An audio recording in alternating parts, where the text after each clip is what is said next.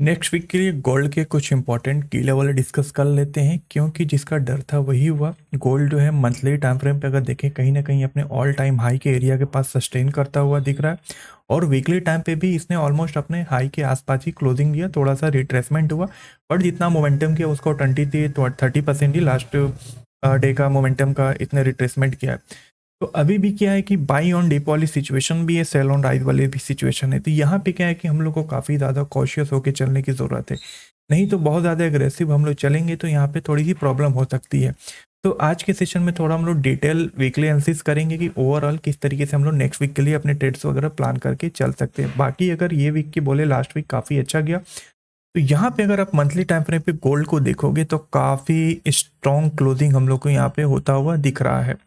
ठीक है, ज़्यादा दिन बाकी नहीं है इस मंथ को क्लोजिंग होने में, बट जिस तरीके से प्राइस यहाँ पे सस्टेन कर रहा है तो कहीं ना कहीं हम लोग को 2800 वाला एरिया ब्रेकआउट देता हुआ दिख रहा है। और इसमें एक सबसे खास बात क्या है कि ये जो लास्ट हाईएस्ट कैंडल थी, उस कैंडल की लो की लिक्विडिटी को स्वीप किया। स्वीप करने के बाद ऑलमोस्ट उस कैंडल के हाई के पास आके ये क्लोजिंग देने की कोशिश में लगा हुआ है। तो ये एक वैलिड पुल बैक की तरह हम लोग कंसीडर कर सकते हैं। तो ये रहा एक अप मूव और ये रहा एक पुल बैक। फिर ये पुल बैक के जैसे ऊपर कैंडल क्लोजिंग या ओपनिंग होती है, वहां से हम लोग को शार्प मूव अपसाइड को देखने को मिलेगा। ठीक है, तो मंथली टाइम फ्रेम पे अगर देखा जाए कंप्लीटली एक्सट्रीमली बुलिश है। ठीक है, वीकली की अगर हम लोग बात करें तो वीकली टाइम फ्रेम पे भी थोड़ा हमारा प्लान ये था, हमारा एक्सपेक्टेशन ये था कि यहाँ पे ये एक सप्लाई एरिया है। ठीक है, ये सप्लाई एरिया के पास टैप कर चुका है लास्ट दिन, यानी फ्राइडे के दिन भी हमारा प्लान ये था थोड़ा सा अगर यहाँ से रिट्रेसमेंट करते हुए अपने लो के आसपास क्लोज दे देता तो बेटर था। बट क्या है कि ये अपने हाई के आसपास ही जाके इतने क्लोजिंग दी हुई है, तो वीकली पे भी काफ़ी स्ट्रॉन्ग है। बस यहाँ पे एक निगेटिव कैंडल बना के जैसे ही इसको क्रॉस किया, या फिर लोअर टाइम फ्रेम पे कंसोलिडेशन करके जैसे ही क्रॉस किया, बहुत ही ईजिली हम लोग के 28,000 का 2800 का एरिया टैप होता हुआ दिखने वाला है। ठीक है, ये हो गया वीकली। और डेली टाइम फ्रेम पे अगर हम लोग बात करें तो डेली टाइम फ्रेम पे अभी ये सप्लाई जोन के पास है। यहाँ पे अगर आप देखोगे ये एक सप्लाई एरिया है जो ऑल टाइम हाई का जोन है।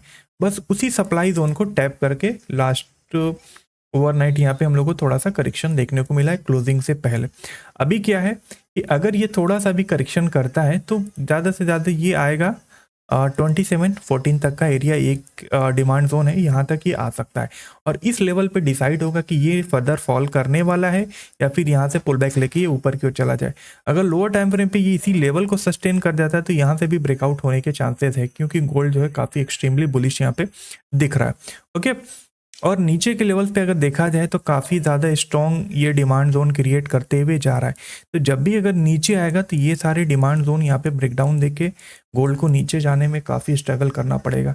कोई ऐसा न्यूज़ फ्लो हो जाए जिसकी वजह से ये करेक्शन कर जाए, बट नॉर्मली अगर टेक्निकली इसको स्लोली स्टडी नीचे की ओर आना रहेगा तो काफ़ी स्ट्रगल करना पड़ेगा। तो यहाँ पे ये कंसोलिडेशन करके ब्रेकआउट दे सकता है, या तो फिर ये रिट्रेसमेंट के लिए आए 2720 और 2700 के जोन के आसपास, जो कि एक डिमांड एरिया है डेली टाइम फ्रेम, तो वहाँ से बाउंस हो सकता है। Overall buy on dip sell on rise ही हम लोग को करते हुए चल रहा है, हम लोग को न्यूट्रल रहना है यहाँ पे।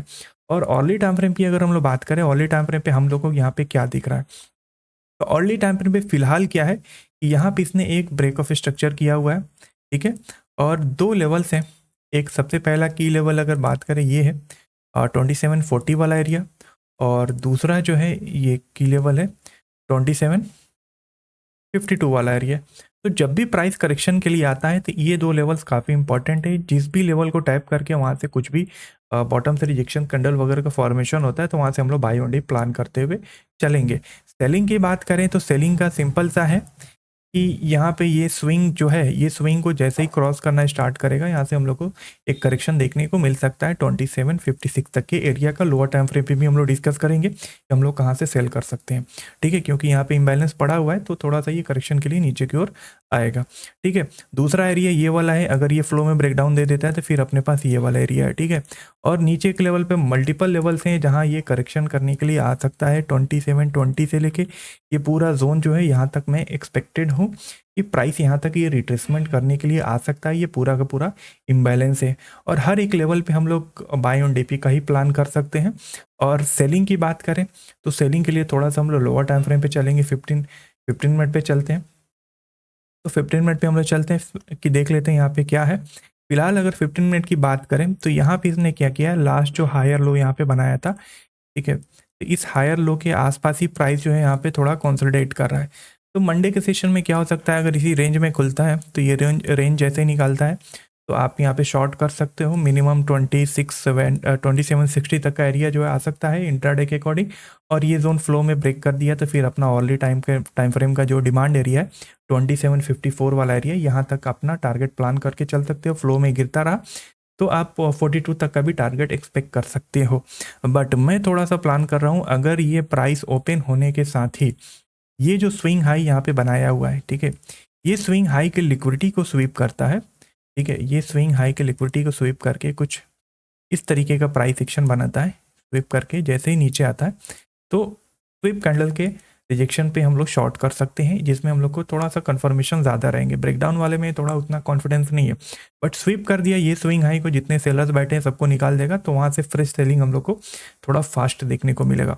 और दूसरा एरिया क्या है, अगर सेल करना रहा, तीसरा अपना तरीका क्या है सेल करने का मंडे के सेशन में, आने वाले सेशन में, यहाँ पे ये एक सप्लाई जोन है, ठीक है, जो कि डेली टाइम फ्रेम पे इसने टैप किया हुआ है। तो 84 वाला जो एरिया है, 84 वाले जोन को टैप अगर कर देता है, अगर स्वीप करने के लिए जाता है तो यहाँ तक आ जाता है, जो कि एक सप्लाई जोन है, तो फिर 84 वाले जोन से भी हम लोग सेल कर सकते हैं। बट एक चीज़ का ध्यान देने का, प्राइस ड्रास्टिकली जाके 84 82 वाले जोन को टैप करे तो वहाँ से सेल कर सकते हैं। अगर धीरे धीरे जाके कंसोलिडेट करते हुए जाता है तो यहाँ पे क्या होगा, ये रेजिस्टेंस के पास कंसोलिडेशन करेगा तो यहाँ पे एक ब्रेकआउट हम लोग को होता हुआ दिख जाएगा। तो फिर हम लोग को अपना प्लान चेंज करना पड़ेगा, ब्रेकआउट के साथ हम लोग को बैठना पड़ेगा, लॉन्ग साइड बैठना पड़ेगा, ठीक है। और दूसरी चीज़ क्या है कि बाइंग की बात अगर हम लोग करें, मान लिए ये फ्लो में नीचे की ओर गिर जाता है, अपॉर्चुनिटी वगैरह नहीं मिलती है, तो थोड़ा यहाँ पे भी ट्राई कर सकते हैं 60 वाले जोन और 54 वाले जोन और 42 वाला जोन। तो देखते हैं प्राइस इन तीनों लेवल में से किसी भी जोन पे हम लोग को टैप करता हुआ दिखेगा तो वहाँ से हम लोग बाइंग कर सकते हैं। बट हाई प्रोबेबिलिटी बाइंग हम लोग को ये 44 45 46 वाला ये जो जोन है यहाँ से मैं एक्सपेक्ट कर रहा हूँ, क्योंकि यहाँ पे क्या है कि यहाँ पे भी क्या है कि अभी की लेवल पेंडिंग रहेगा। अगर इसको टैप करके भी ऊपर की हो जाता है तो एक मेजर की लेवल ऑलरेडी टाइम फ्रेम का पेंडिंग रहेगा। तो मे भी थोड़ा सा बायर्स को यहाँ पे बैठा है 40-50 पिप ऊपर की ओर ले जा, फिर से नीचे इसको पटक दे, तो इंट्राडे में इतना भी काफ़ी है। 40-50 पिप भी अगर यहाँ से बाउंस होता है तो अपने लिए काफ़ी है, ठीक है।